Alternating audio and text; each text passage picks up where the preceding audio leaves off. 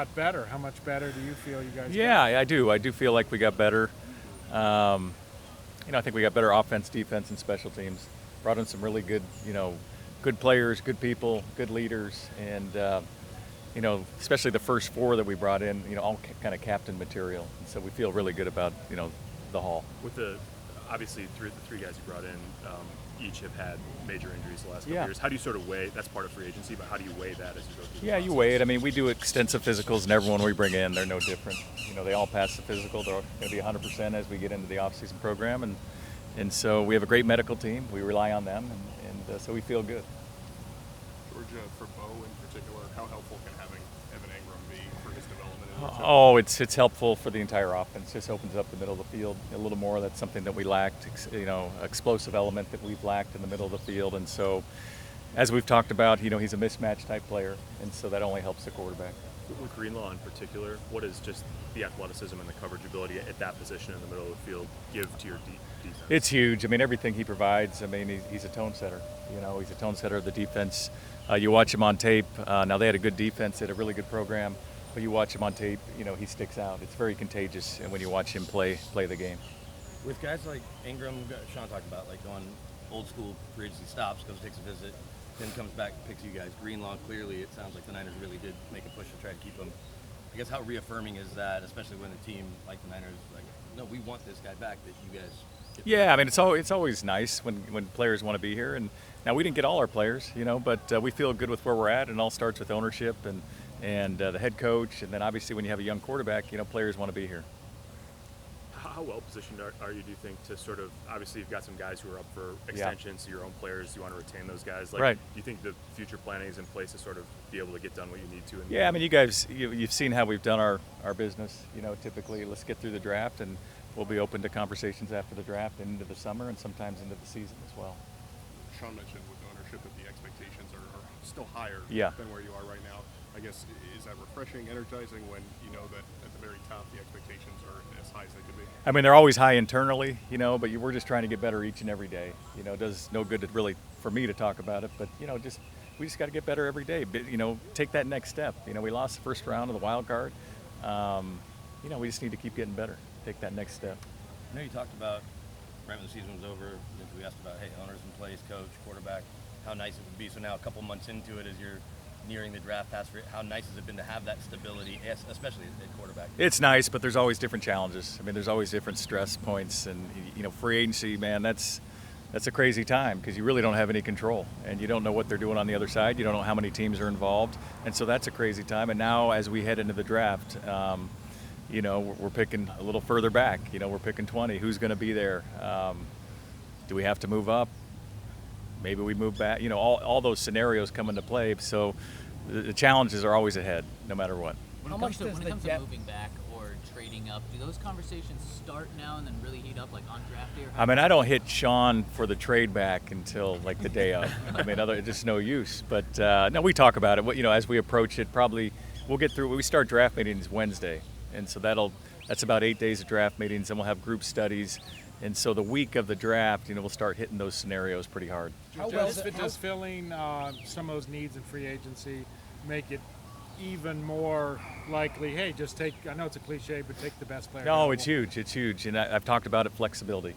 And so you want to fill some places where you need to get better, in free agency if you can. You don't want to force it. And so in the draft, you can take the best player throughout the draft, What do you think of this running? Sorry, Mason. What do you think of this running back class in general as you've now been able to dive deep? It's a strong class, and there's different flavors throughout the draft, and I think you can get a good back in the second round up and all the way to the sixth round. That's how it is. There's just so many of them. You have the first and second down power back. You have the change of pace. You have the third down. You have the three down. Not as many three down backs.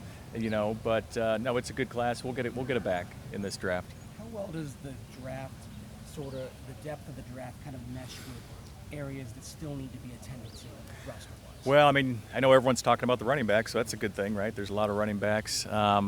No, I do. I think, we just need to get depth everywhere. Obviously we want to get a running back. There's other positions we need to get stronger depth, and I do think the draft matches up to some of the places where we have needs. Obviously, the draft is a live environment. You don't know exactly what's going to happen, but how much does depth at one position group or another affect your thinking in terms of, well, maybe you can address it the next day or the next day? Yeah, you always think about that, especially, the first round, there's a guy there you really like, but you think it's strong. Maybe you'll get him in the second round, so we'll go this.